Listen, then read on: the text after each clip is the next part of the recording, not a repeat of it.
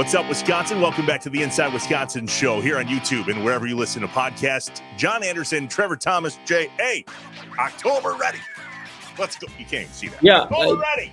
I'm like, did you order that in August or July? Like you were October ready and we're not, like you are right on it. Congratulations. Thank you. For your faith. I sweat these things out right to the end, as you know.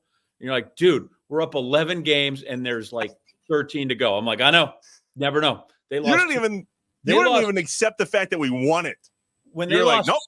When they lost 2 of 3 to the Rockies at home, I'm like, okay, this could be the end. This is it. I was on with Homer, Homer True. And I'm like, he's like, he goes, you can't be this pessimistic. I'm like, I'm just that nervous. I just wanted to go well.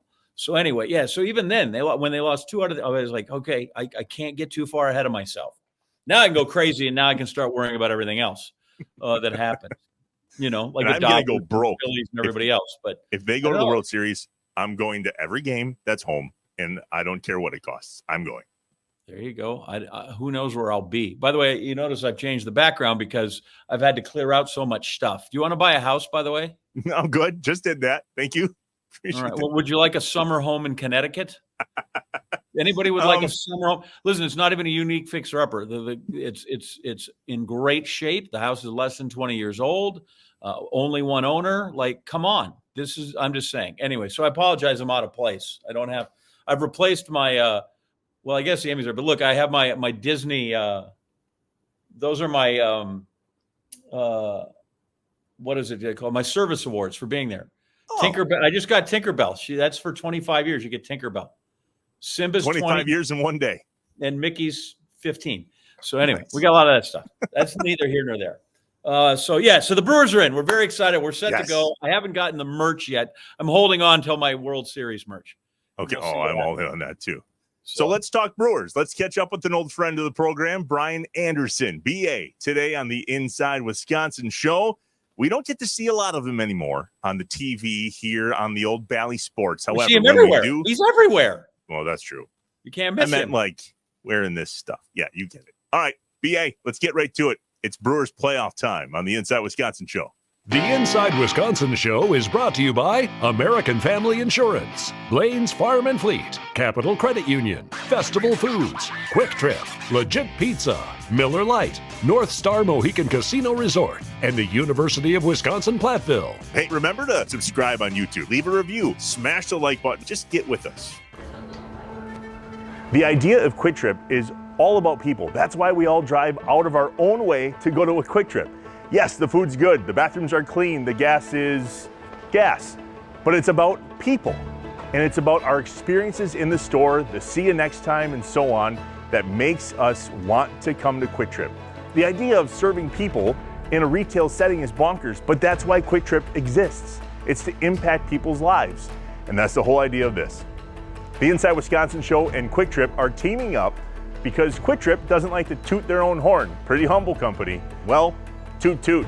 We're going to toot it for them and tell these stories on how Quick Trip is impacting our lives literally every day. This is Impact, presented by Quick Trip.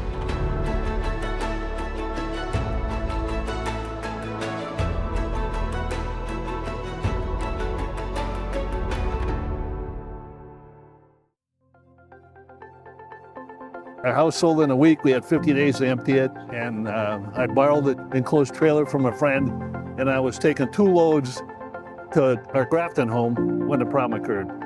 The problem occurred. What was the problem? I took 1 load down there, came back, got a 2nd load, went down there and loaded. On my way back, I got a mile down the road and ran out of gas. What drove you to call Quick Trip? I was trying to get here. I got to the 1 mile marker sign to turn off to get here, and I ran out of gas. And I called our road service company that we've used, and they tried for an hour and a half to find somebody to help me. And finally, even they said, "Hey, feel free to call somebody else." And so, out of desperation, I thought I'd call Quick Trip because they might know somebody else I can call to bring me some gas. Never expecting that Andrew was going to drive to you with gas. I didn't expect an employee to drive. I just was expecting them to give me another number to call for somebody to come out. He was broken down, but he was literally right down the road here maybe a mile. It's just past the bridge.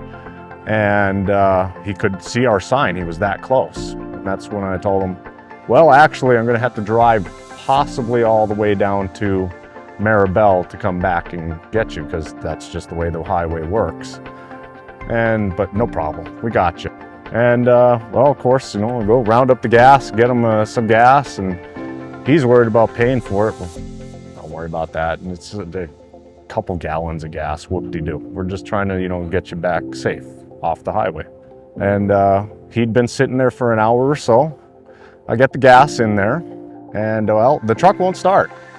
Well, I definitely put gas in, and then we realize, when he does the key sound, that's the sound, your battery's dead too. So that's when we realized he was probably sitting there so long with like dash and stuff on, waiting for AAA to come through, that he drained the battery.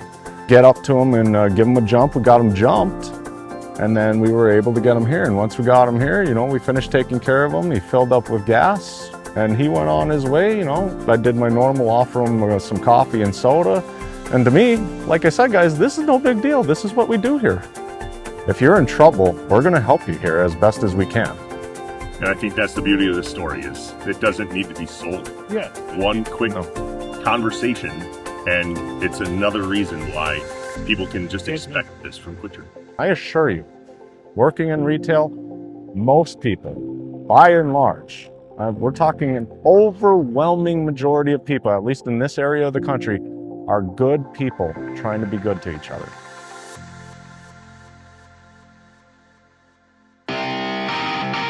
He's back. And in 3 years, almost to the date, episode 12 BA and now episode 93 BA. Brian Anderson of Brewers fame and all that other stuff. What's up, BA? Wow. Has it been 3 years? Yeah. I'm writing that down too. I mean, John doesn't even have a 22. job anymore. That's how long it's been. So much has happened in 3 years. Might have been 2 years, but it's been a long time. How was that? Yeah, I'm looking at, we've done 93 of these. Somebody needs. Yeah, this is number 93. You need to send me a check. I didn't know we were up to 93. What number was I? What number was I the first time around? I think you were 12. Aaron Rodgers. Used to be. Lots changed. He used to be the quarterback the last time I was on here. Yeah, that's right. Yeah. Kudos to you, Trev. You have already, at the time of recording, we are 1 day, we're not even 24 hours removed from a National League Division Series, and you have already printed up a bootleg T-shirt to sell on your website. Not true. Not true. Is it true? I think it's true. Oh, no. My thanks to Dick's Sporting Goods for delivering curbside. Appreciate you guys. Was that the big dicks or was that the small dicks down the road? Medium. It's an old joke. Oh, it's an old dad joke. I thought he had his own screen printer. I'm like, what are you making these? He's back there. He got the ink. Yeah, that's me. He's got a boot. He's the guy selling all his Louis Vuitton knockoffs out in front of Lambeau every Sunday. Raise your hand if you have something bootleg on your set right now, Mr. Anderson, John.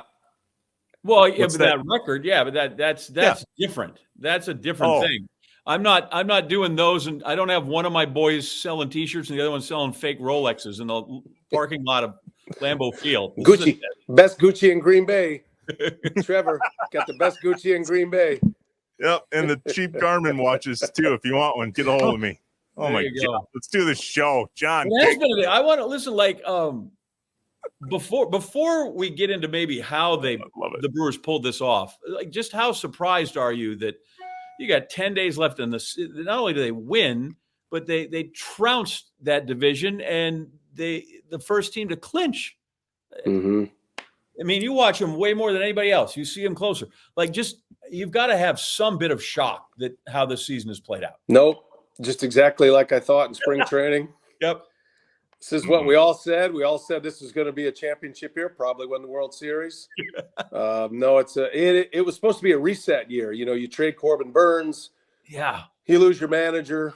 That takes a little time to reset sometimes when you lose your manager. He goes to the Cubs. That was a little salt in the wound. We'll leave that out. But, good for him. Got, highest paid manager. But all of that was in the soup.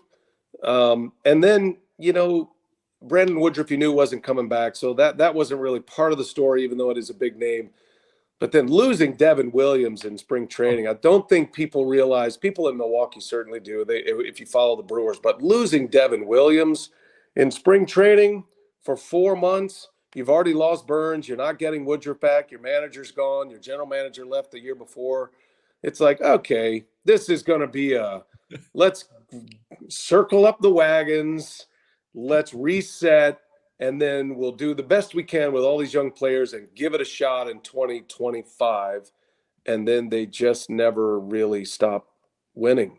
And that's just been the best part. And to watch all these young talent, I'm not saying that they're underdogs and that they don't have talent. That's not what I'm saying, because they do have talent, especially on the position player side. The Brewers are the envy of every major league team with what they present every day.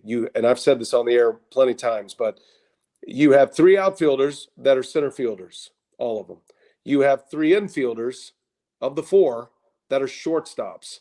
You have this all-star catcher, and you've got a nice little combo with some, at first base with some power, and in Rhys Hoskins, a salty veteran who stirred it up in the very first series of the years with Jeff McNeil and the Mets. And so now all the pieces look great on the position player side. Exactly. That was so amazing. The pitching situation was what blew me away, because you basically got this, I call it the group of the land of misfit toys. You guys know that, but that's what they are. They're reclamation projects. They're some young guys with talent, but it's mostly a group of relievers that have been designated for assignment at some point, most of them last year or within the last couple of years.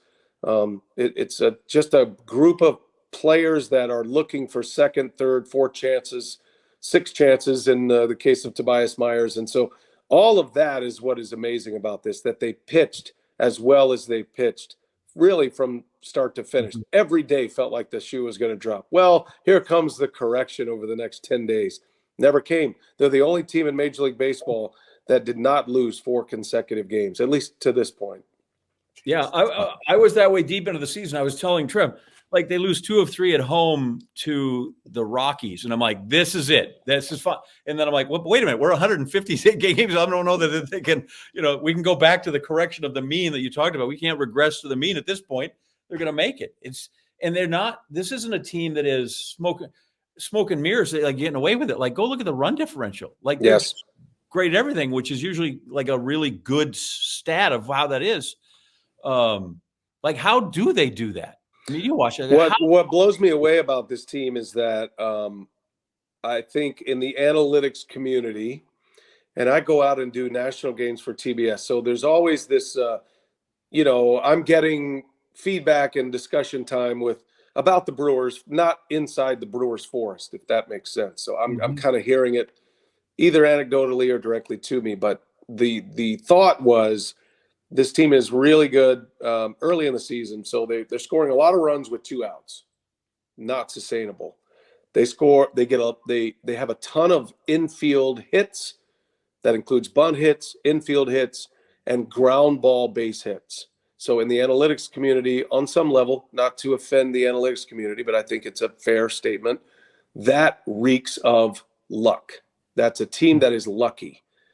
Now, I disagree with that, because not everybody, but most of the players up and down the lineup can really run, and they play hard every day.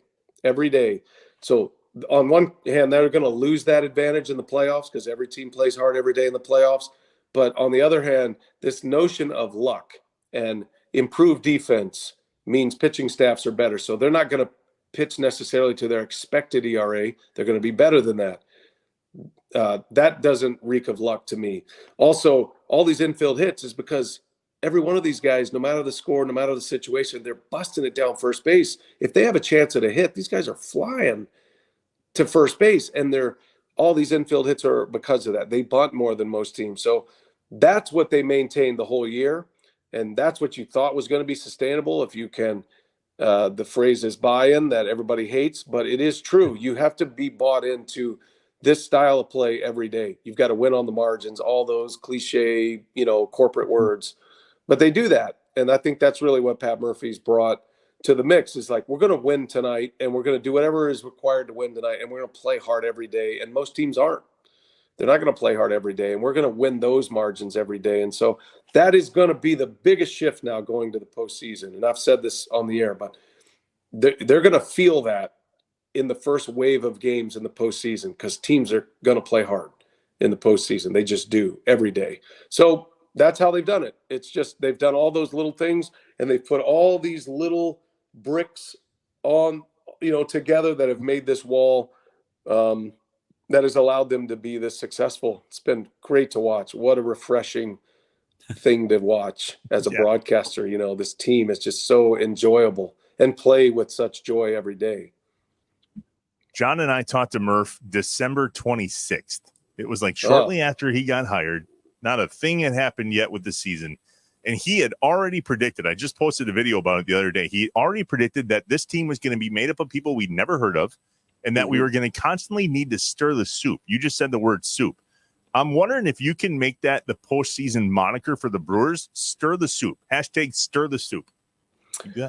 Sort of, but when you stir the soup in the playoffs, my experience, I've done playoff baseball now for, this will be my 17th year. When you push the envelope against playoff teams who are playing hard, who are aggressive, they charge ground balls to the outfield, they make throws typically, you're going to run yourself into a lot of outs. You're going to do things that are going to appear to be stupid. And you're going to sit at home and say, why are they doing this? And I would say, okay, look at the contact play, for example. Everybody, it drives people crazy, the contact play, runner at third, less than 2 outs, ground ball to an infielder. Oh my gosh, there's fireworks going on. What is that? That's something on your iPad. You had a thumbs up there too for a second. It's amazing. There we go. That's perfect. How great it's is the that? playoffs. That's Celebrating amazing. the playoffs. You could never be Italian and do this podcast, because it's a lot of hands. Okay. So anyway, like when you get into I'll keep my hands down. Don't tell me no lies. Keep your hands to yourself. So I think in the playoffs, if you start doing things like that, yes, you want to push the envelope, but you're also going to run yourself out of innings. And when you're dealing with teams that have dudes, teams that have $300 million players, like the Phillies, like the Dodgers, in their case, $700 million players, it's hard to get by with that. So I do think the game is going to have to change for them a little bit. I'm not saying they need to be more conservative, but they're going to have to hit some homers.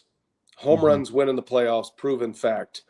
You cannot afford to test third time through against a reliever that may be wobbling. And that is like directed right at Freddie Peralta, let's say, your ace. You want to ride or die with your ace, right? That can't happen in the playoffs. If he's wobbly in the first 3-4 innings, he really can't go third time through. You just can't do it, because the games are blown up in the middle of those middle inning scenarios. And so it will be a change. I do think the game totally changes in the playoffs. What the Brewers do really well, and where I think they will thrive in the playoffs, is this notion of the humble approach, as Alex Cora used to call it. And the humble approach has been something they've done all year. It's totally normal for them. So when it calls for hitting a ball to the right side to advance a runner, putting a ball in play with 2 strikes, you can't have strikeouts with a runner at third and less than 2 outs. Those are the things that do play well in the playoffs, because you put the ball in play, you keep pressure on, and the Brewers do that really well. So I do think there are some pieces of their game that's going to play really well. Pat Murphy is not going to be landlocked like the Phillies were with, let's say, Craig Kimbrell last year, where he's been one of the great closers, and he's going to get to close game 3 with us up 2-0 in Arizona. That didn't work. And the Diamondbacks, there's the thumb again. And the Diamondbacks won that game in a walk-off, and then never, relinquished. And they were back in the series, and they ended up going to the World Series. So the Brewers don't have that, other than Devin Williams, and you want him in the 9th. But they're not landlocked with players that we have to hit in a certain spot, pitch in a certain spot. It's kind of like, however the game goes, we are going to get through this inning, get through the middle of these innings, get through the starter the opposition starter and then get to the finish line of the game. Which is a good thing. That's the way every team should function. Listen, yeah, I need home runs, and then you usually need hard throwers come out of the bullpen, right, guys? Yeah, we got that. We Yeah. got that. Brewers have that in spades, no question. Give us a little insight of what you've seen from Murph, because you saw him in his old role, right, for many years with Counsell. He was Counsell's manager. They seem like they're so intertwined. What's different with him now that he's taken over the lead seat on the bench there? Totally different. And I don't think Murph is that much different. Right. Murph is kind of the same person. He's very, he's got that jaw and he looks like he's mean and tough all the time. He's actually, I don't want to say a teddy bear. That's a little too extreme, but he's a good person who cares about everybody. So I would say it's more like Bobby Cox. So Bobby Cox made it a point to have a touch point every day with his players. He would talk to guys. He would make sure that sometimes it's baseball, sometimes it's not, but it's kind of every day. And Murph's door is always open. That sounds like a cliche, but I mean, literally the door is open. Like actually mine is, I'm just noticing back there, but the door's open. So to get to the field, you walk right by Pat Murphy's office. So he's constantly marking people to walk by or talking to them either in the clubhouse or by his office or out there on the field. So I think, not that Counsell didn't do that. Counsell's door was always open, but Counsell was businesslike, CEO, managed the workflow and had plenty of interaction and was good about that. Counsell would be more Joe Torre, I would say. Whereas Murph just he wants to be in your business because he wants to know what is making you tick. And maybe your business is not even baseball. Maybe your business is away from the field with your family or you're expecting a child. And he's going to remember that and want to talk about that and want to know how you're doing. And I don't know if that's a good or bad thing. And managers have done both all these years. But for this particular team, with so many young players, the college mentality of developing men and players kind of works. Not for Rhys Hoskins or Christian Yelich or Willie Adames or Devin Williams. Colin Ray, these are they don't need life coaching, but a lot of those guys do at least need to know that their manager kind of has their back and kind of understands what they're going through. And so for me, that's what's really worked. And I was always curious to see, well, let's see when they lose 6 or 7 in a row to see how this is going. And they never did lose 6 or 7 in a row. So I don't think his personality's changed at all. He demands discipline and holds you accountable in multiple ways, mostly through humor and shade throwing, which is embarrassing. And it's got everybody laughing, but it's also like, ooh, 15 minutes later, you're going, wait, I think there's some truth in that. He was really busting on me for not running that ground ball out. So I think that's a big part of it. He can be very direct. There's stories of pitchers. He's taking the ball from a pitcher's not happy. The game ends. They're in the hallway together. He sees the pitcher coming to him. Murph doesn't wait for the pitcher to come to him. He goes to that pitcher and says, I'll take you out whenever I want. I'm the manager. And he cuts it off. That's a real story. I think that's happened multiple times. I don't want to give the names away, but he can be very direct, but he can also be pretty subtle. He can use humor and comedy. And so I think he thinks about that all the time. And he's very comfortable in front of a group. He's an older guy that has constantly had to lead a group of younger guys. And I wouldn't say Counsell, it's no detriment to Craig Counsell, but I don't think Craig expects you to be a big leaguer and expects you to carry yourself like a big leaguer. Mm-hmm. And so that would be the main difference. Not that Murph doesn't, but he's also going to let you know, hey, why are you wearing these shoes and you're hitting 205? Maybe put some black shoes on until you hit 250, and then you can wear these shoes. It's things like that. It's pretty funny. Do you think it helps that he never played? Yeah, because that's one of his immediate disclaimers in every conversation. And I'm sure that was not the case as a college coach. So as a major league coach, professional coach like he was as a bench coach, but now a big league manager, his default is, look, I never played. I've never been a big leaguer. This is your career. This is what I'm observing, though. And this is what they're saying. And these are what the analytics guys are saying. And these are what the old Grizzly scouts are saying. And if you want to change this narrative about X, then I'm just the messenger here. I never played. So that's his disclaimer. I never played, Listen to me if you want. It's very, self-deprecating. Look, I'm just here to help. But he also knows, like, if you want to change the story of how your season's going, your career's going, then this is the truth. And he slams these guys with truth. And it never really comes directly from him. Well, I shouldn't say never. It probably does sometimes. But even me, like the other day, I asked him to come speak to the TV crew. I said, I always like to have a manager or the owner or the GM come speak. And he's just like, you know what? I didn't expect that from you. And I said, what? He goes, you said what? Rock can't go get the manager to speak to your TV crew. What? Sophia can't. And he's just killing me in front of like 5 people, in front of Bob Nightingale and all these writers. And I was like, everybody's laughing. He's laughing. And then I was like, man, you know what? He's right. Because I dropped I'm doing this. And it was an immediate correction. And I'm 53 years old. I'm a man. I'm 53. So I guess that's those are all anecdotal ways to explain what he is. I don't know if that helps or not, but BA, you've been around a lot of teams with the Brewers in a long time. Rock said it on the broadcast the other night when they were spraying champagne all over the place. This might be the best one. What is it, though? John and I talked last episode about they're not young and dumb, but they're young enough to not know enough. And I don't want to make the comparison to that team in the blue in Chicago that was super young and did really well. Those are the Cubs. Yeah. Is that what's going on here? Yeah, I mean, the whole young and dumb motif. They're not dumb. No, they're gamers though. They're ball players.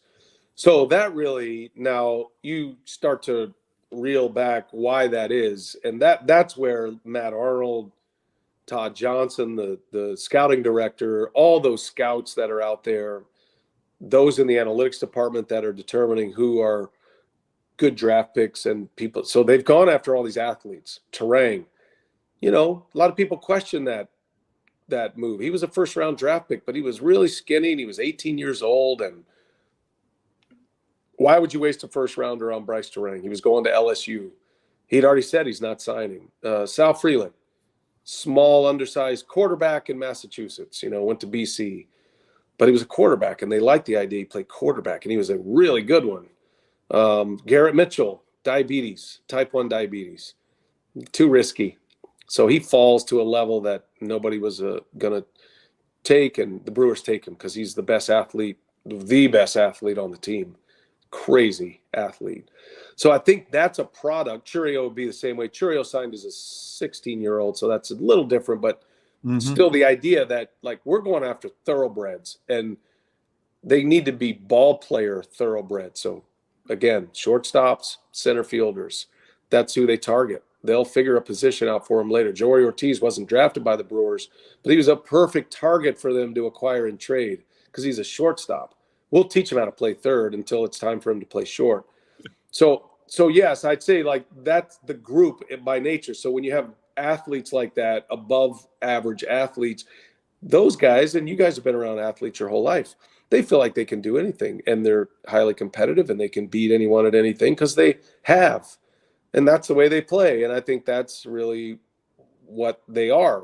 And it's because that was their personality. That's why they were drafted as such and developed as such, and now in the big leagues as such. So you lean into that strength and play this somewhat reckless abandon that can sometimes be frustrating, but generally it's a really thrilling brand of baseball, similar to Whitey ball, the Cardinals of the 80s. It's we're not there yet because the game's different, but this is the 80s version of Whitey ball, what we are experiencing here. Another thumbs up there. I need to make fewer questions before I start because I start with like 10 and now I have 15 of them. Rapid fire. No, when you talk about like 3 years ago, I was like, what turned the team around? You're like, Willie Adames came. And what I'm worried about now is Willie Adames is going to have to leave the team. John. But don't worry about that right now. I'm not going to. This is your time not to worry about that. I'm going to ask you if he is still kind of the engine to that whole operation. Totally. Yeah, and it's highly unlikely he'll be a Brewer next year unless I'm not going there. Stop. Money falls out of a tree. So let's just enjoy. So yes, totally. Yes, the engine. Mm-hmm. He's amazing. And I don't understand why. I do understand it because the guy at Info Solutions has very clearly mapped it out why he is so poor on the defensive metrics numbers. But I don't see it with my own eyes. The guy makes plays. He plays every day. Mm-hmm. And if he's going to give up a little bit of range and not rate so high in the DRS stat and he's hitting 30 tanks and driving in 100, I'm good with him playing every day. Yep. So, yeah, totally the engine. If he's going to hit for power, the Brewers are a completely different team. People knocked Derek Jeter's range too, and he won a lot of rings, so I'm willing to do that. So he's the first Brewers shortstop ever go 30-100. There's never been a rookie go 20-20. What do you think when you see him today with Cheerio? Superstar. I mean, he's a superstar. I don't throw that word around very often, especially in present company. But he is.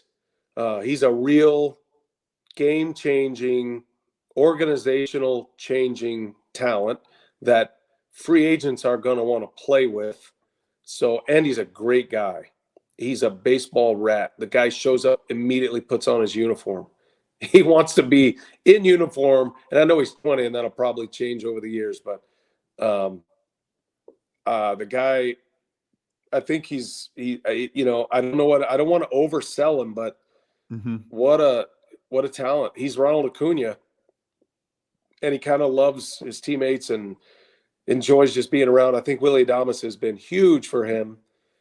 Freddie Peralta has been really big for him. The Latin tios, let's call them, the Latin uncles there have been great for this kid. And to watch him evolve through the year and take pitches that he takes now that he would never have taken early in the season, to watch him learn the strike zone, get into the film, get into the stuff that he never really did in the minor leagues. He didn't have to. He's only getting better. He's going to be an MVP candidate multiple years. He's going to be one of those guys. 2020 is going to seem like the biggest nothing season in his career. It's going to be 30-30, 40-40. Yeah. He's going to be that kind of player. Which leads me into this, because it has nothing to do with the Brewers, but as we're going to go up to 50-50.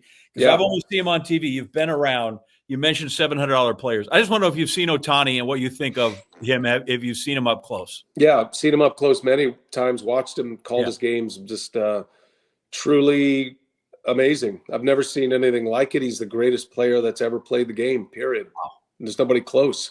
Nobody has ever done what he's done. We're kind of falling in love with the 50-50, obviously, because we love round numbers. But what he's already done has never been done. So he's already hit the thing that's never been done before. And he's not even pitching yet. He's on the bullpen mound. And wait till he pitches. And like we saw in the WBC when he closes and he's throwing 100. And I talked to the strength coach who's been working him out all year coming back from Tommy John. He had that interior brace surgery, which means they put that synthetic ligament around the ligament, so the actual ligament grows, and this is like it's a protective piece that can make you even stronger. And the strength coach was telling me with the Dodgers, he goes, man, he is killing my hand. He's throwing so hard, long tossing at levels that he's never seen. This guy does this every day with pitchers and players. So physical specimen, huge. Just, dealing with the media, the throng of Japanese media around him every day. It's its own silo. I think he interacts well with his team when those doors close, when we're not allowed in there. But up until then, he doesn't take BP on the field. So you never see him. And then he emerges just like the sun coming up and usually leading off and doing damage. But, man, the arm strength, the speed. He's one of the fastest players on the Dodgers team.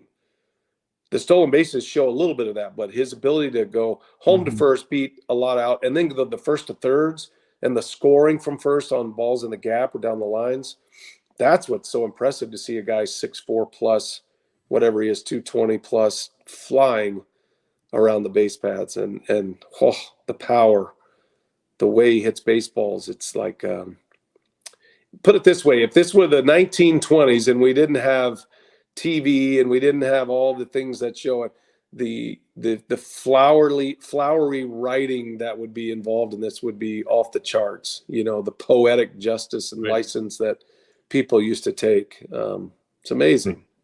Wow. Can't say enough about him. It's like, it's the coolest thing to see an athlete like this, like MJ.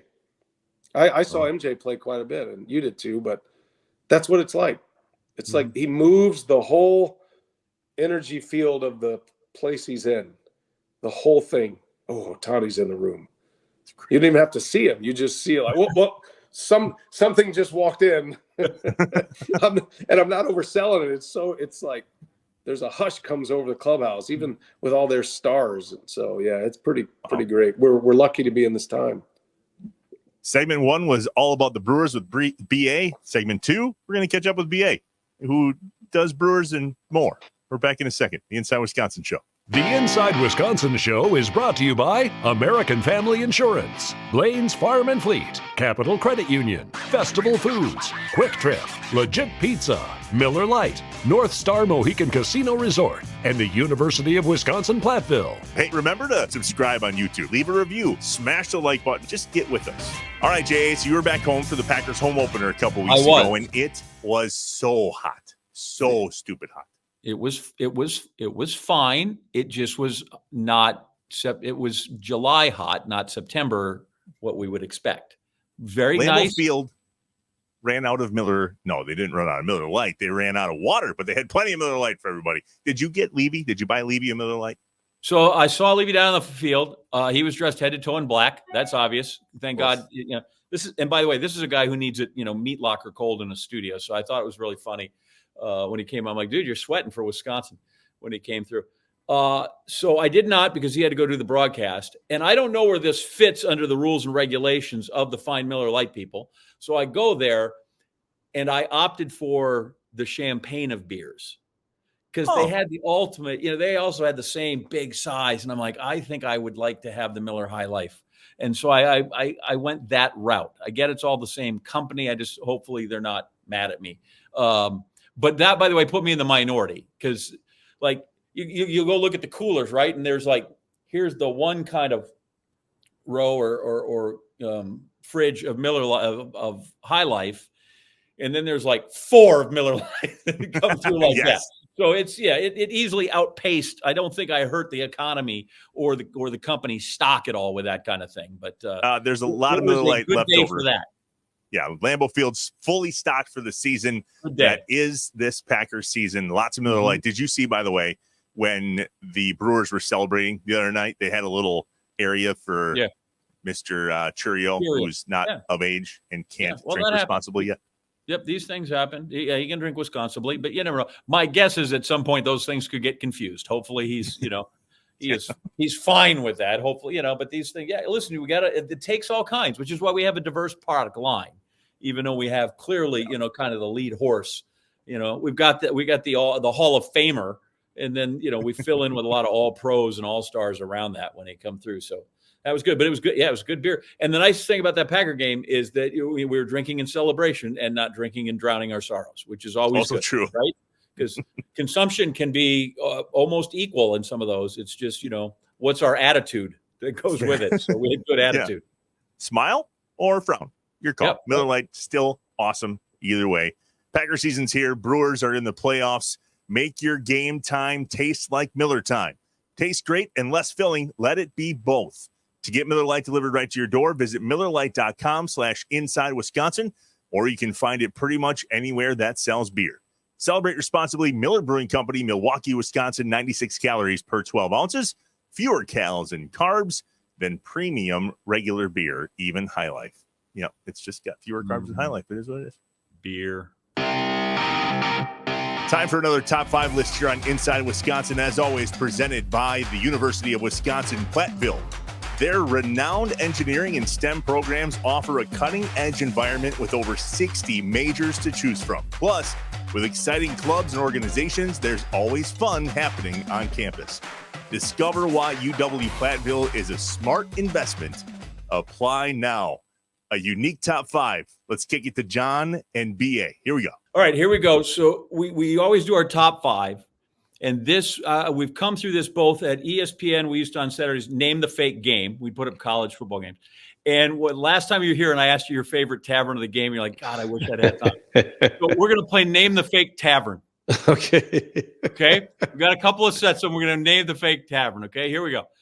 First one, Tip Yo Pitches, Miss Katie's Diner, The Habit, or Wiggly Field. Which one of those is fake? Tip Yo Pitches is fake. That is correct. Okay, here we go. Leisure Lanes, Albany Lanes, Edwin Memorial Lanes, or MacArthur Lanes. I'm going with the leisure. No, I'm going with the Edwin. No, I'm going with the McCarthy Lanes. MacArthur Lanes is the fake one. That was a former Packer running back, MacArthur Lane. All right, here we go. Nate, we're going to name the fake tavern here. We've got the Mink Farm, the Hungry Trout Inn. By the way, all these that are not fake were literally you and Brock had introduced. Mike's Crowbar or Frenchie's Tavern. Mike's Crowbar. So Mike's Crowbar, never been a tavern in the game, but I actually played softball one summer for Mike's Crowbar. Oh, I see. Mike's Crow. With Heckle and Jekyll on it instead of the Cardinal bats. I love it. Here we go. Fred's Tavern, the Salty Toad, Tom's Bar, Eskimo Joe's. Eskimo Joe's is, Eskimo Joe's. There you go. See, he's smart. That's Joe's. The only bar in Stillwater, Oklahoma. Yeah. Oh, he's 4 for 4 right now. This is great. It's good. Here's the last ones. Carter's Caboose, Stonehenge Golf and Pub, This End Up, and the Boneyard. The Boneyard. The Boneyard is an actual tavern of the game. Yeah. That felt like a giveaway. Yeah, Stonehenge Golf and Pub is up there in Door County, run by a buddy of mine. This End Up is not an actual tavern of the game. This End Up. I thought you were going to go with like Cornhole's Corner. Nope, I tried not to go too deep on that. I know you said that maybe there were some that we didn't want to traffic in that, but yeah. So that's a top 5. Very nice. Those are amazing. They're real. Like Frenchie's Tavern. Where does he have some of these taverns that we have? I love Rock Hewell's grind on making sure. There's plenty of times we'll just call the place and ask them how to pronounce it, like what's the fish fry special, and it's really we had Christian Yelich read the tavern of the game the other day. Did you hear that? In Arizona, Christian Yelich came on our broadcast for 2 hours up in the booth. Nice. And we made him read the tavern of the game. He thought it was the greatest thing ever. It was perfect. Like, was he aware that stuff was going on when he plays? Like, wait, we got no idea. But then he's reading. Is this something you guys do every day? And he goes, yeah, it's kind of a big deal around here. I think it was Tippy's something. Tippy's. And yeah, nice. Tippy's Canoe. That's kind of our thing. And I assume you're still blaming Rock to tell people that's why they're barred, and you're like, he's picking them every night. Yeah, I totally make sure that everybody knows that he chooses those, even though he doesn't. But I really, and I give away his fantasy camp phone number, so they bombard that because it just goes to a recording, Yep. Oh. Call 414. Yes.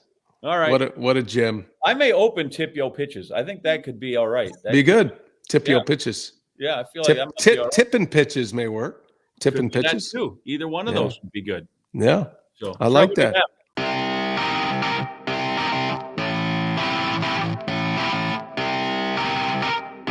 We are back the Inside Wisconsin show. Trevor John and Brian Anderson of Brewers fame and so much other stuff. But BA, before we jump back into your career and catch up with you and what else you've been up to besides us seeing you on the Brewers broadcast, I'm curious, what do you do? Where are you when all of that champagne is going on? I didn't see you in the locker room unless you're off in a corner someplace chugging a Miller Lite.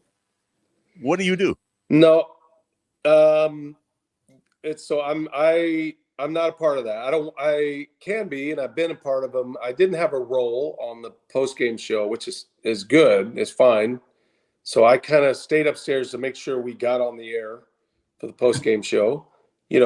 Just so I camped for a little bit, and then, I go back, I do a little wave, congratulations. And then I was in my car and I came home and hung out with my family. I don't know. Okay. If I want to say this right, I don't want to offend anybody because I think it's good. Anybody, however you want to do it. I just don't feel like I do 50 games, and I don't feel like that's my thing to be involved with. And I'm really happy for them. And I called the game too. And so, I'm a part of it the way I should be as a broadcaster. And then that's their celebration and their time. It's so funny. People give me congratulations and I'm like, that's hilarious. I didn't do anything. So, there was a day when I was down there doing interviews and getting bombarded with champagne, kind of like what Sophia is dealing with nowadays. And, and Bob Uecker going down is a totally different thing. And obviously Rock down there. But for me, it's just, that's their party and that's their thing. And I'm really happy for them. But man, all the people are in the stands, and that's a way for me to get out of the parking lot really fast and get home to my wife and my daughter. And then that's kind of that's the way I view that. So Interesting. So right or wrong. You got 50 Cool. games there, and we know all the other stuff where you're doing the match for the NCAA tournament, all these other things. But what's the pull of the ballpark on you, even as you do those other things? Like, is that still kind of the true north in your life? It's the same as when I walked in there, and I make the same walk every day when I come up through the elevator, and then I walk out of this elevator that's, say, right field corner where the Brewers offices are, and then you come out of that elevator, you turn, you go out the door, and there it is. Back then it was Miller Park, 2006, and before I walked through that door, I said, there's no way I'm taking this job if offered to me. I have a great life. I work for the Golf Channel. I do 30 golf tournaments a year.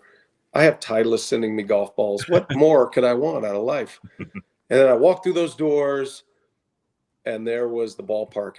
And I said, like, this is the big leagues. This is it. And I walk through that door every day. And when I'm not doing games, if I'm doing a TBS game or an NBA game early in the season, I'm either listening to it, watching it, following it on the app. I am more of a fan when I'm not on the air than when I'm on the air. When I'm on the air, I'm just on the assembly line, doing the inning, getting to the commercial, doing the next inning, next pitch, next batter. And I don't think of it that way when I'm just home, or if I'm on the road or in an airport or whatever. I'm listening to our guys who I love dearly as great friends. We have an amazing group of announcers that we're all very close and collaborative, and beautiful culture that, Rock's been a big part of. And of course, Bob Uecker's been a big part of establishing that culture. So these are all my friends, and I listen to them, and I listen to Lane and Josh and Jeff on the radio, and Jeff on TV when I'm gone, and Vinny and Tim Dillard and Rock and Sophia and all of them, Craig Kashaw, Stephen Watson. Those are all my people. So I'm fully invested in the games, and I watch them, and I turn into a fan too. I text Jeff Levering while he's doing TV, like, why is Murphy not taking Freddie Peralta out right now? So I become a much bigger fan when I'm not following the game. But when I'm doing the game, I'm not a fan at all. I mean, I want the Brewers to succeed, but you're trying to do your job. And so when you're doing your job well, you're presenting everything that's coming to you. Of course, you want your team to do well. When I do a national game, it's like Joe Buck and I talk about this plenty, but fans don't quite understand. They will never understand, and that's okay because they don't do what we do, but they'll never understand, like, we don't care who wins the game on a national broadcast at all. I've never, like, Phillies fans were all over me last year, and their talk radio just every day, these guys, they're killing us. They don't like us. It's like, oh God, it's just not that way. You don't care at all. You just want excitement. You want drama. You want close games, and you want a max out series. So, the time when I'm the biggest Brewer fan is when I'm not doing the games, way more than when I'm doing the games and part of the call, which I don't think registers with fans. I know it does with you guys, but when you're not doing the job and you just got your, the air out of the balloon, that's when I'm kind of like screaming at the TV and this guy, why? And so I am a total fan at that point. You were doing incredible things before you got to Milwaukee, and something changed when you were here that catapulted your career into a different spectrum that you are still in today. What was it? What was it about the Brewers and this gig that changed Brian Anderson? That's easy. CC Sabathia, Right. is what that was, and John Anderson, and I mean that. And here's why that's true. Because, I did minor league baseball for 9 years, and I'm in the same city in San Antonio, 9 years, calling every game. I'm throwing batting practice. I'm catching bullpens the first 6 years. The last 3 years, I just did the broadcast. And man, I've called and seen thousands of games and all the scenarios and interacted with the team. So all of that stuff was already in the books. That was boxes I could check off the list of experience. But then, I go to Golf Channel and do that for 4 years. But when I get to the Brewers, 07 was a good year. We were in it. I was finding my way, making sure I didn't oversell, overdo. I wasn't sure, didn't have my voice, let's put it that way, probably until the late in the season, 07. And then in 08, I just started to let it fly. This is where I'm supposed to be. I'm loving this. Family settled. And CC Sabathia shows up. And all of a sudden, Brewers games are on SportsCenter every night, and this SportsCenter anchor from Wisconsin starts rolling in the sound full, the SOT full of me calling these moments. He didn't have to do that. He's the one kind of directing what the packages look like and sound like, and he could have narrated that all the anchors all over the country. But John started putting my voice on these things, and I'm like, my phone blows up. Oh, I just heard you on SportsCenter. I said, was John Anderson anchoring? Yes. There you go. I don't know if that's entirely true, but I appreciate you think I have that kind of control. I think you do have that kind of control, and I think you love the Brewers were in a position of success, especially in 08, how the like that fever. And CC Sabathia is now the number one story in baseball. So not only do we love the Brewers, but now we're actually the number one story in baseball. So John Anderson at his Evil Empire Network can say, hey, the Brewers are the story, by the way. Then you have the license to do all the things that you want. And CC Sabathia, and I thank him to this day, and he knows that. We always kid about it. But those highlights, those games, those moments, every time CC's on the mound, it's the number one story in the game. Period. Brewers are trying to snap a 26-year drought. They make it to the postseason. I was at the state fair with a cream puff in my hand. You can't be any more cheaper than that. And I got a call saying the executives at TBS want to talk to you. As our PR director, our media relations director, Mike Vasallo, said, we just got a call from TBS. So I call him back. No joke. The response was, hey, we want to meet with you. We want to add you to our playoff coverage. This is a month before the 2008 postseason starts. Last thing on my mind. And I was just curious. I'm like, yes, I'm interested. I'd love to do it. Why me though? How did you get to me in Milwaukee? Said, oh, well, your calls are on SportsCenter every night. And we like the way you sound. So you think I'm being, facetious here or kidding. I'm serious. Like, that is what it takes. And then it's like, we like that guy's voice. We like his sound. If CC doesn't show up, the Brewers say they tail off, don't make it to the postseason. If there aren't moments to call, TBS never finds me. They never even care. So it's total luck. Now, what's not luck is the 9 years and all those games and all the experience and calling these plays as best as I can and kind of knowing how to call these plays in these moments that are happening. That's the experience part, and being ready when when the hand on your clock comes around. So I won't give John credit for that, but I will give John credit for just being a huge Brewers fan and being proud of his team, and then being proud enough of the announcer that it sounds good enough to we're going to use that because he's losing his mind. Well, and I was, and it was awesome. You answered my next question. What makes you good? You covered that. I used to be able to get the Brewers up. That's true. The problem is all the young people just thought you were Bob Uecker, didn't know any better, and so we just let it slide. So that's probably really what happened. I think that was probably way more than that. Hey, legend has it, or so we've heard, you don't keep a scorebook. I don't. So I keep the score, right? But I just use the sheet that they produce in the press box. I used to keep. Bob Carpenter's got to hate you, man. Like I used his scorebook forever. Right. I still have stacks of them in my basement.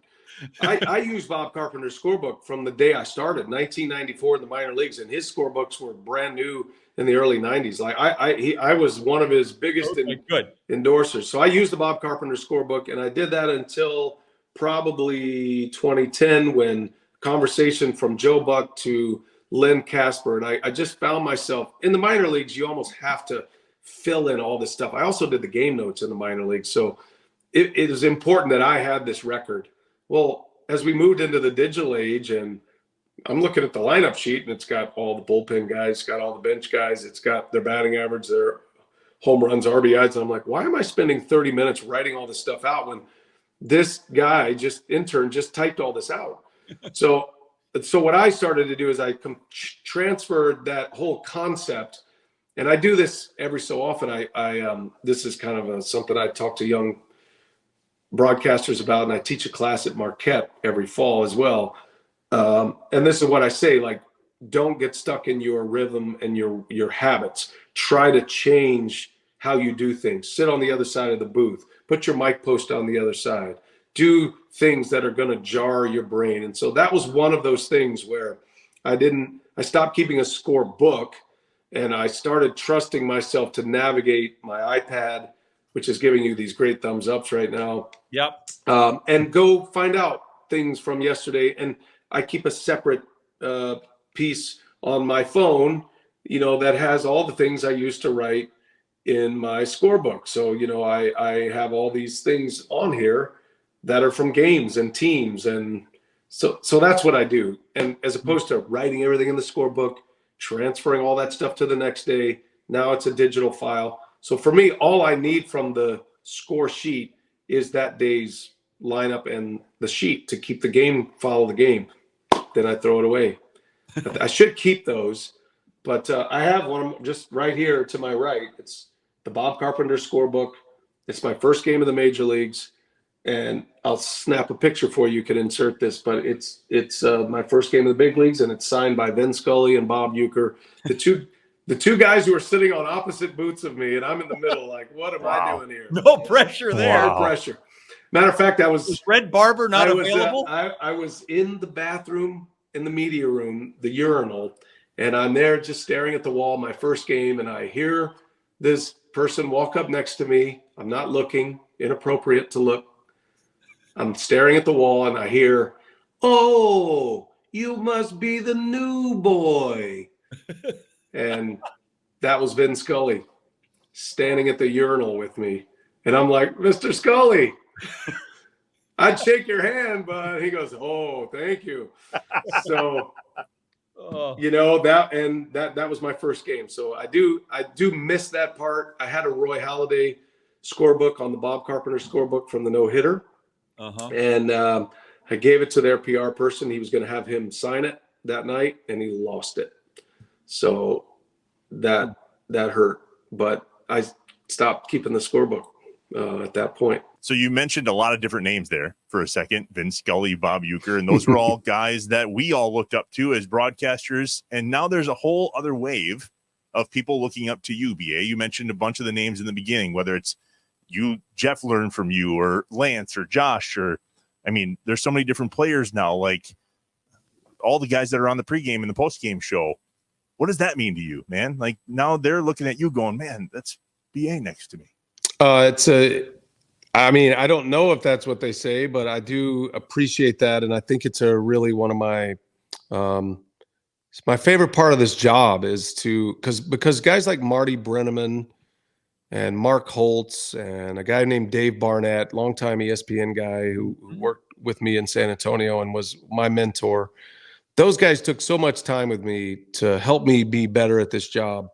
I would say that is the most important thing that we can do. And I always tell students when I'm either teaching or I'm listening to their demos to make sure that you pay this forward. Don't continue to thank me for all this time, but make sure you pay this forward. And that's really important to me. So I listen to demos all the time. I mean, multiple demos a week. I give criticisms. I'm honest, and I tell them directly what they need to do better or what I hear or their path. And then I do this workshop at Marquette University every fall. I do two-hour workshops just for broadcasters, young broadcasters. And that's really important to me. I love doing that. I think that's part of like the reason I'm here, and I've been given a lot and I want to make sure I do that. So I'm eager to have conversations about broadcasting. As great as Bob Uecker is, he doesn't even see himself as a broadcaster at all. He doesn't see himself that way. He doesn't see himself. He's just a former player that just happens to be really good at broadcasting. So I've had hardly any play-by-play discussions in my entire life with Bob Uecker. Not because he doesn't. I mean, we share stories all the time, but that's just not what he wants to do or even thinks he is. I'm the opposite. I'm kind of a gym rat for broadcasters. I studied broadcasters before me, the great ones, and I really wanted to emulate them and figure out their rhythms and their patterns. And so that's important to me to pass along, and hopefully I can. And I know I've done a lot for a lot of younger broadcasters because I've taken the time to do that. Guys like Joe Davis and Adam Amin. I mean, these are guys like we used to get auxiliary booths at Miller Park back then so they could call games when they were in the minor leagues. They could get big league tape, something I never had. So I've maintained that practice all these years. And like, honestly, at the end of the day, and I mean this with everything I have, if I don't really need to be called a great broadcaster, I would rather people say, man, he was great to me.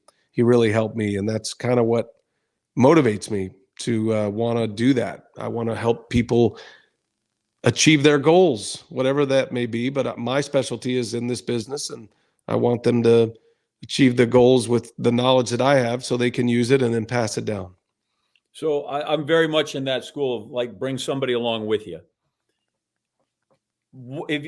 So I'm going to go and I'm going to have some 22-year-old graduating senior, and he's going to want to be, at the Sports Center desk, or he's going to want to be in a major league booth.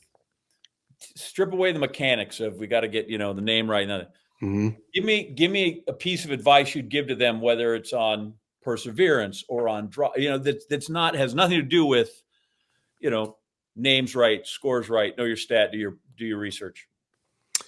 Yeah, so the first piece of advice I give to almost everyone is the practical part that I had to live, and I never heard when I was asking how to do this. And that is, you have to have another job. You need a second means of income, because if you can't get that stabilized, then you can't really do this other thing that doesn't pay and you're terrible and you're trying to find your way. You have to stabilize on some level. And I worked multiple jobs. I mean, I did a bunch of tech jobs, and, I also, my wife was a school teacher, and she was the stable part of that phase of my life as well. And so that's where our steady salary and health insurance came from. And so for me, it's like, find the thing that stabilizes you, whether it's waiting tables, whether it's bartending, whether it's in my case, I did all these tech jobs that could keep me close to the industry. So when I was running handheld camera, I had Dave Barnett in my ear. I was listening to the games. And so I'm running handheld camera, telling stories with my camera, but I'm also like really closely paying attention to his play-by-play, going where he was going, imagining me doing that as well, to the point where I even called play-by-play while I'm running camera, just into myself. So that's like the practical advice. And then the more philosophical thing I say is it's the idea of being interesting, and especially in your world, John, with anchors, and you have to be there's so many young anchors, sports anchors especially, more so than play-by-play, but it does come into the play-by-play world where you're trying to make a name for yourself and catchphrases, and that's a really important part of it. And you're trying to be interesting. And I'm always telling kids to focus on being interested, the ED, versus the ING. And if you're focused on always being interested in everything you do, the subjects you cover, the way you're going about it, curious about how the mics work, how this works, how the mixer works, how the technology works versus the play-by-play mechanics. If you're interested in that, as opposed to trying to be interesting, you're always going to win. You're always going to succeed because the knowledge you're going to acquire down at the batting cage. I'm very interested in why the bat sounds different off Paul LaDuca's bat than it does Ryan Luzinski. Those were two catchers. Oh, fireworks again. Those were two catchers when I was in the minor leagues. And so then you ask those questions, or I'm always interested in why a fastball works with one guy and it doesn't with another. So that is the constant motion wheel that I stay with. And I've like forever, I've been that way. And now I'm armed with all this knowledge because I've been interested enough to ask questions. I'm not down at the cage trying to prove to people how funny I am and how cool I am and how witty I can be. I'm just being interested in their stories and learning that, and then, trying to deliver that to an audience. So, we work in the service industry. That's kind of the other philosophical point. Just be in the service industry, serve your audience. Don't serve yourself.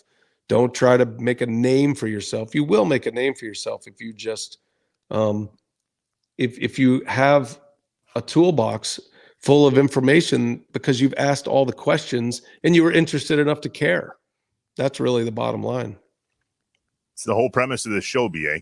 Wisconsin is interested in guys like you and your story. No joke, man. Thanks for sharing. Well, I appreciate that. And that's why you're doing so well, because people love telling you their stories. I tell people when you go into a job interview, just start asking the person interviewing you about their lives and their kids. You won't even have to answer a question about your skills. You'll probably get the job without it because they're like, what a great conversation. What a good listener. There you go. There you go. All right, we're back to wrap it up in a second. Brian Anderson, the Inside Wisconsin Show. The Inside Wisconsin Show is brought to you by American Family Insurance, Blaine's Farm and Fleet, Capital Credit Union, Festival Foods, Quick Trip, Legit Pizza, Miller Lite, North Star Mohican Casino Resort, and the University of Wisconsin-Platteville. Hey, remember to subscribe on YouTube. Leave a review. Smash the like button. Just get with us. Okay, buddy. October season, October ready means flannels are coming back, and it's my favorite time of year at Festival Foods. They call it Pumpkin Blowout. It's Saturday, okay? September 28th. If you go to any Festival Foods, the entire parking lot is littered with pumpkins and all the fall decoratings that you will need to make sure that your house looks and feels like fall, even though it's 80 friggin' degrees here. I can't stand it. Hate it. Yeah, it was warm. It was a warm home opener. Second hottest game ever in Lambeau Field when it came through there. That's good. Get the pumpkins, get the jack-o'-lanterns, do the carving, get all that. That would trouble me because I'm not sure I could put the brakes on Katie if she was around. Like she is. She in putting this house up for sale, when we had to inform her that we were not going to be able to put up the spooky village in the house. Like that was like, who's going to buy this house in Halloween situation if you're not putting up the spooky village? And then I'll be honest, the neighbor across the place he needs to be toned down. He has 3 skeletons that are like 15 feet high. Oh, too much. Way too much. Like if I don't sell my house because they're like, I don't want to live next to this ghoul in the haunted house. But always good. The only thing is, like you look like you're a guy whose life is completely pumpkin spiced. I revolt against that. Like pumpkins, I revolt. I love pumpkins. I'm all there, right? I've got a nice scar in my hand somewhere where I cut myself cutting a jack-o'-lantern 100 years ago. But I cannot be pumpkin spiced. I don't like pumpkin spice at all, but I do enjoy pumpkin seeds. Are you a pumpkin seed guy? Nope, not that. I don't like pumpkin pie either. Okay, we can't be friends. Pecan pie. At Thanksgiving, you should have pecan pie, and then if everybody wants to have their pumpkin, that's fine. It's just not me. No more pumpkin spice. I don't like pumpkin spice at all, but I do love pumpkins, and I do love the pumpkin blowout. Pecans or pecans, whichever you want. I bet Festival Foods has those, and I bet they have non-dairy whip topping, or you can get cream and do it yourself. Like there's nothing you will be shorted if you go there. In And they addition have to butter, pumpkin blowout, and they have tubs of margarine too. To each your own. Okay, there you go. Turkey butter. That too. That's there. I looked. All right, Festival Foods, festfoods.com. Go to Pumpkin Blowout this weekend. It's a blast. Pumpkin blowout. All right, wrapping it up with Brian Anderson from the Brewers. BA, thanks for doing this, man. Every time that you're on here, speaking of phones blowing up, my phone blows up. Our social media blows up. It really does. And right after you were on the first time, you mentioned us on the broadcast, and my phone blew up. So as we kind of wrap it up with you, one quick one for me here, and then I know Jay's got around. Wisconsin bit you. We talked about that last time. Yes. You've been here a while. You said you bought a condo. Can Wisconsin expect to be with you for a while as well? Oh, yeah. Yeah. As I said, I've said it on your show. I've said it forever, and I mean it. As long as the Brewers will have me, I'm here. So, and I wouldn't blame them for telling me to see you later. I can only do 50 games. It's the maximum amount of games I can do to maintain my current contract with TNT Sports. That's just the way it is. And, I have two families, and I'm very thankful for that. But, hopefully that day will change one day, but that's just the way it is right now. So I can only do 50 games, and I'll be here forever. And if I wasn't on the air, I would still be here. And I'd probably start a podcast. I'd maybe be the third, the Three Musketeers. Us three, we could probably do something. We could do that. You can have it. You can my endorsement is for sale, by the way. Is it? If what you're saying is true, we can talk. I mean, I can have all my lawyers call your lawyers. Right. Yeah. Okay. I'll sell my endorsement, 100%. I'll mention your name every day in between pitches of. Well, by the way, so that's one of the lightning round questions coming up. Will you? Yes. He said yes. No, it's the last one, but I'll start with it since you talked about law. Since you talked about lawyers here in the lightning round, how many calls and that's all? Just one. Just one. That is correct. What's your frequent flyer status? I'm actually highest level on two airlines, which is nothing to brag about, Delta and United. So that's a problem. I'm a 1K on United, and I'm a medallion on Delta. I shouldn't have that many miles, but yeah. We don't have time for you to name them all. So we're going to take your word for it. How many of the Brewers 17 starters could you name? Oh my gosh. I could name all 17, but okay, it would take a while, and we don't have time. You've got a fish fry to get to. Yep. Brewers legend you haven't met yet, but need to. Brewers legend I haven't met. Man, I think I've met all of the legends. So I would say that the guy that I really wanted to meet, that I didn't get to meet, was Harvey Keene. Just the way he's talked about. And by the way, the 1982 movie, Just a Bit Outside, is phenomenal. I'll give them a free plug here. It is an incredible piece of art. Okay, awesome movie. Haven't seen it yet. Member of the broadcast crew, the Milwaukee one, that you would take, I don't care who it is, when you start your crime spree. Yeah, that's definitely going to be Lane Grindle. Yeah, because nobody would believe he would do anything wrong. And I feel like we would be able to kick the can down the road until we finally got apprehended with Lane. Good. Spell Francoeur. Francoeur. Perfect. Best club in your bag.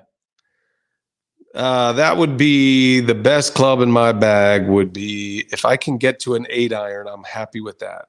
I've had 3 holes in one in my life, and they've all been with an 8-iron. I was going to ask, most memorable shot you've hit with it. Yeah, 3 occasions. The last one at Burning Tree, I made a hole in one with an 8-iron. So yes, that would be the most memorable. Give me 3 guys that make up your foursome, but they can't be famous, like buddies or somebody. Who you taking? Oh, yeah, for sure. My high school friends for sure, and Dan Mishler and Kevin Shelley and Mike McIntyre are my buddies. And if I can play a foursome with them anytime, that's a great day. My boys. Very good. Number of passes you've thrown in the men's locker room at Milwaukee Country Club? None.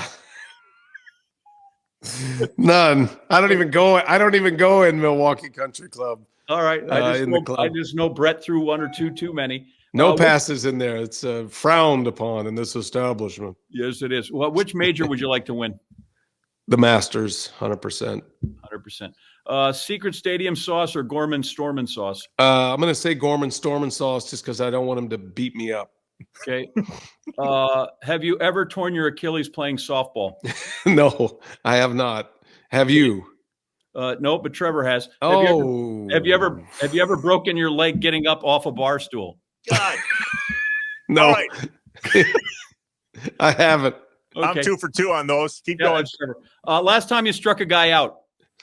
Fantasy camp 2014, and one of those guys in my golf group I told you about, Kevin Shelley, wiped him out on a slider. Nice. Couldn't pick up my arm for 3 years, but I struck him out. I pitched 12 innings that day. Jerry Augustine was my manager. He's like, "You're good to go out there, right? You're fine, right?" Can you throw a knuckleball? No. Okay. No. I asked these to Vinny, so you might have heard him, but since you brought up Jerry Augustine, more complete games, Jerry Augustine or Justin Verlander? It's got to be Verlander, isn't it? 27 for Augie, 26 for Verlander. Oh my gosh, that's a great stat. More shutouts, Jerry Augustine or Max Scherzer? Well, let's go with Augie because I feel like that's the theme of this. That is correct. Amazing. 6-5. Augie, what a great man. Last thing, give me 3 things you need when you go on a road trip. You got to go on a road trip. 3 things you got to bring.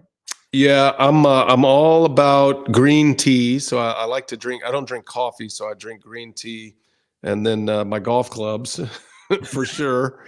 And then that's really about it. My iPad, this iPad that keeps doing fireworks every time I raise my hands. So, you can get a toothbrush at the front desk. So don't need that. Your fingers. I grew up in Texas. This is your toothbrush right here. And then you've already answered how many calls, and that's all. So that's all for us. You know the right law offices to get in touch. And, you guys are the best. Ladies and gentlemen, next time you see this program, it'll look like this. We'll be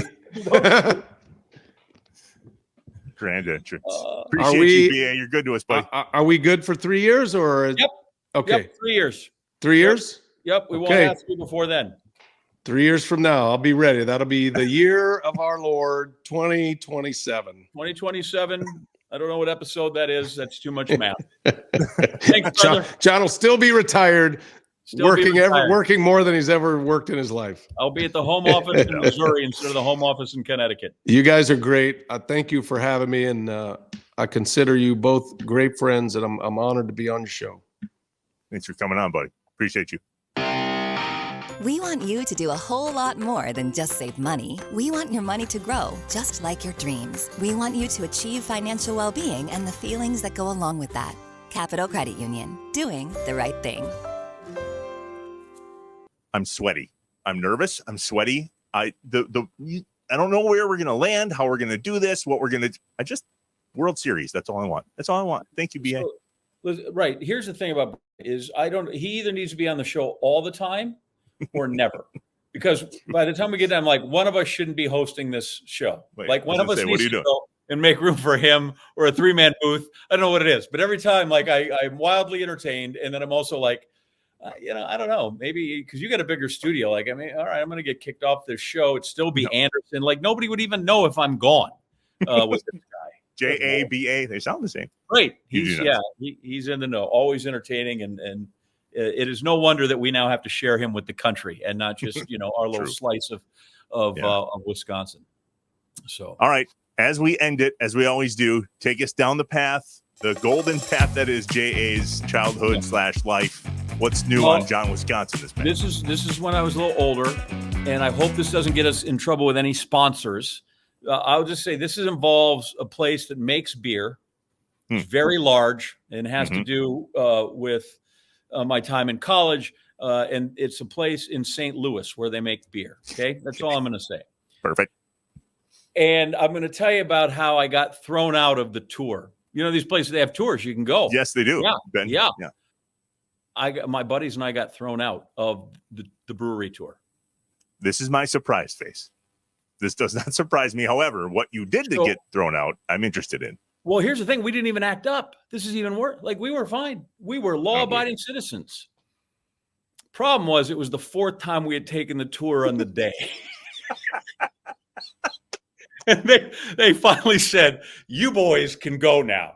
Because, they had limited how much well, back then they didn't really, now they limit how many you can have there in the old. Because of you. Yeah, well, maybe that's it. I don't know. But in the old, what is it called? The old, it was both the gift shop, the pro shop, but also just the tasting room. So we thought, we're going to go. And we thought, we're smart. We're going to do this right. So because I had glasses and I had contact. So first time I went in, I kind of looked like this. And then the next time I went in, I had glasses and a hat. Oh, my God. And the fake nose and the mustache. Everything, but we looked like Bobby Valentine at the end. So we kept switching up and, different jackets and the whole. And so the fourth time we walked through the door and we start. And the second we walk into the tasting room, they looked and they're like, you boys need to go. And we didn't even get anything the fourth time. The first three were really successful. And we thought we were really clever and we pushed our luck. Right? What is that? Press your luck. It's big bucks, no whammies. No big whammies. Beers, no whammy. So the fourth time we drew a whammy at that place, and then I've not taken it since, which is a shame. I've been back a long time. I've been to some other things that place offers. So I just would hope that our corporate sponsor here, the fine folks at Miller Lite, would be more gracious. And if you had somebody that interested, because obviously we were really interested in the process of how one makes beer, and apparently we were too into it. So that's how many times do you think you could go in a row without needing to tap out yourself, without having them go out? I don't know. I just know that the baseball's here, and when I was in college, the first year I went down to Missouri in '83 was right after the Brewers lost the World Series to the Cardinals. And my roommate was a huge Cardinal fan and turned me on to Jack Buck. It was great. He and Mike Shannon. And I kind of, like I said, I became a bit of a Cardinal fan sitting there, much more than the Royals on the other side of town. I dislike those guys. And so, when the 85 series came and it was the I-70 series, I was clearly on the St. Louis side for the Cardinals. And then, of course, when we switched leagues, it all became much harder to go, well, I kind of like the Cardinals, even though Owen Miller wants to probably punch me in the shoulder right now. Anyway, I'm just saying that it's okay. And it's great to be inventive. It's great to be ingenious. Just know that sometimes there's limits and you're not as smart as you think you are. So that's my John Wisconsin, is that it's kind of more John St. Louis, and I got thrown out of a tour. And let's make it John Milwaukee Miller Lite at some point soon. All right. Our thanks to BA, our thanks to JA, and our thanks to Craig Counsell for going to Chicago. Really grateful for that, man. Appreciate you, as you were Wisconsin. You're much nicer than I am. I'm glad you can say something nice. I'm not saying anything at all.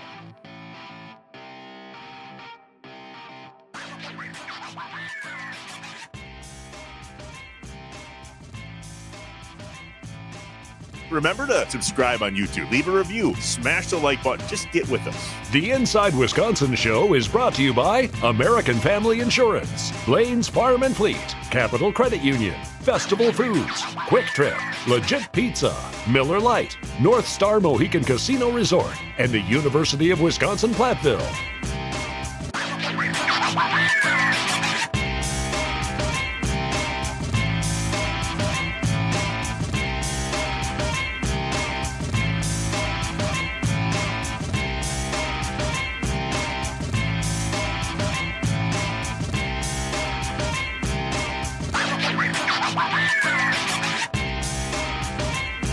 Shut up and sit down.